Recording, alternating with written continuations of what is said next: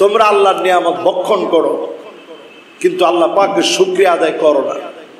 আমরা কয়টা লোক একটু খানা খাওয়ার পরে আলহামদুলিল্লাহ বলি যে আল্লাহ আমাদেরকে খাওয়াইছে, আর কয়টা লোক বা খানা খাওয়ার পরে দোয়াটা জানি, আলহামদুলিল্লাহিল্লাযী আত'আমানি হাযা আত-তা'আম ওয়া রাযাকানিহি মিন গায়রি হাওলিন মিন্নি ওয়ালা কুওয়াহ।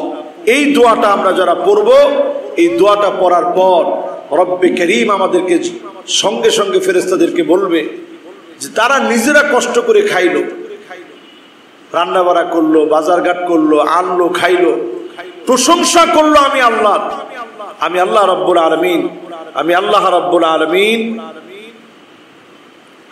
রব্বুল আলামিন তার গুনাহ খাতাগুলো আমি আল্লাহ তাআলা মাফ করে দিলাম। সুবহানাল্লাহ।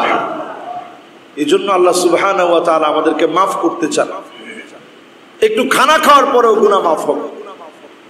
এরপর তিনি 9 নম্বরে যে কারণ বললেন, সে কারণটি হচ্ছে ওয়া আনতুম তা'রিফুনা আন্নাল মাউতা হাক্কুন। তোমরা এই কথা জানো যে নিশ্চিত একদিন মৃত্যু হবে। এই পৃথিবীর কোন নাস্তিকও মৃত্যুকে অস্বীকার করে না। নিশ্চিত একদিন মৃত্যু আসবে, কিন্তু মৃত্যু আসবে এটা জানার পরেও মৃত্যুর জন্য কোনো প্রস্তুতি আমাদের নাই। সর্বশেষ তিনি বললেন যে কারণে দোয়া কবুল হয় না, এর অন্যতম কারণ হচ্ছে ওয়া আনতুম তা'রিফুনা আন্নাল মাউতা হাক্কুন। এরপর তিনি বলছেন ওয়া আনতুম তাদফানু মাউতাকুম। তোমরা তোমাদের মৃতদেরকে দাফন করো, সেখান থেকে কোনো শিক্ষা তোমরা গ্রহণ করো না। এই জন্য আমাদের দোয়াগুলো কবুল হয় না। আজকের এই সুন্দরতম আয়োজনে, জুমা পূর্বকে আলোচনায় যতগুলো কথা বললাম, আল্লাহ রাব্বুল আলামিনের অনেক মেহেরবানি।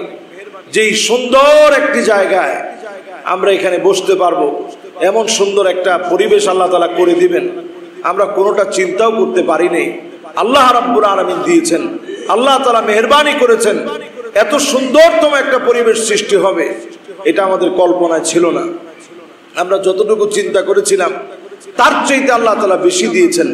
আল্লাহ রাব্বুল আলামিন আজকের এই জুমা পূর্বকে আলোচনা, আজকের আমাদের এই কথা, আমাদের এই বর্ধিত অংশের আজকের সালাতুল জুমা দিয়ে আমরা ইনশাআল্লাহ শুরু করব।